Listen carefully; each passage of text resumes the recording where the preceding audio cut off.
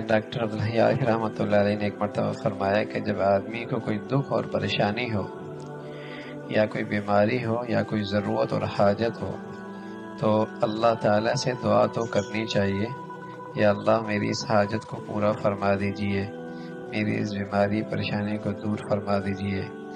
لیکن ایک طریقہ ایسا بتاتا ہوں کہ اس کی برکت سے اللہ تعالیٰ اس کی حاجت ضرور پوری فرما دیں گے، اور وہ یہ ہے کہ کوئی پریشانی ہو اس وقت درود شریف کی کثرت کرے، اس درود شریف کی برکت سے اللہ تعالیٰ اس پریشانی کو دور فرما دیں گے۔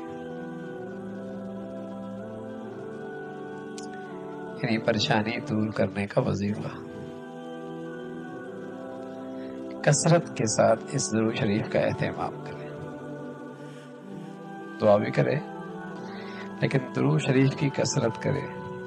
اور یہ حقیقت بھی ہے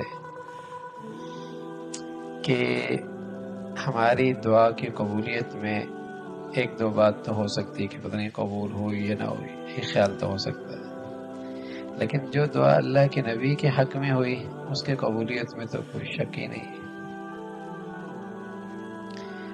اور جب وہ قبول ہو گئی تو اللہ کے نبی نے بشارت دی ہے کہ کم از کم ایک پر 10 رحمتیں اسے ضرور ملیں گی،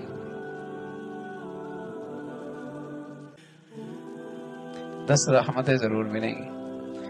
اور جب مسلسل یہ کرتا رہے گا تو کتنی رحمتوں کا نزول ہوگا۔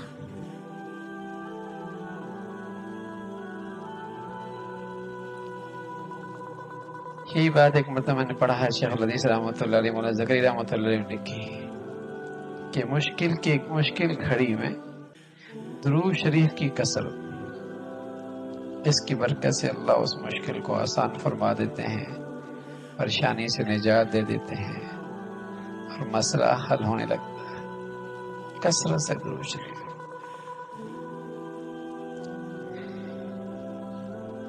ایک صحابی نے عرض کیا، رسول اللہ کہ میں دعا کرتا ہوں اور دعا کے کچھ حصے میں اپنے ضروریات اور کچھ درود شریف کا بہت اچھا، تو میں درود شریف کتنا کروں اپنی دعا میں؟ آپ نے فرمایا اور زیادہ درود شریف میں اپنی دعا میں اور درود شریف زیادہ کر دو۔ فرمایا اتنا فیصد کرتے گئے۔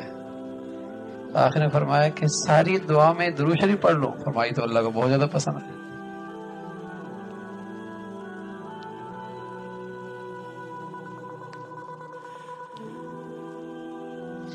اس لیے کہ اس کی قبولیت میں تو شک کوئی نہیں نا۔ اللہ کے نبی کے حق میں جو آپ نے مانگا اللہ سے وہ تو قبول ہو ہی گیا، لیکن مانگنے والے یا کام ہو گیا۔ اللہ نے اپنے حبیب کو تو دینا ہی دینا ہے، لیکن جس نے مانگا اس کی بات بن گئی، اس کا کام ہو گیا۔